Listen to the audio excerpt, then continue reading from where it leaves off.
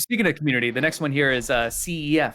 Community eats first. There are some very important things that the team needs. For example, the team needs operating funds. The team needs a certain buffer to be able to execute on big moves. And some team members, they need certain amounts of liquidity for their daily life. But beyond that and stuff, I want to emphasize again that the key idea for us here is a community eat first. It means that, for example, the team, the 100% of the full cliff will be locked for 2 years. We will have executed one major ASR first, and then we will stick everything that we're getting. Most of the members in my team have said, okay, I'm all in with you. So the team is going to be in. Me and Sean is going to be in all the way to June 2026. It's a big deal for anyone who had missed that, by the way. A few weeks ago, had Meow and Chiang, two of the co-founders of Jupiter, had said they're not taking any tokens until 2026, not selling any tokens. The ASR and the Jupuary doesn't go to the team or investor, go to the community. The community eat first. ASR, Jupuary, basically we are standing by whatever we say. If our strategy is ASR and Jupuary, we stand by that. We won't go like, oh, let me dump first into Jupuary. No, we stand by that.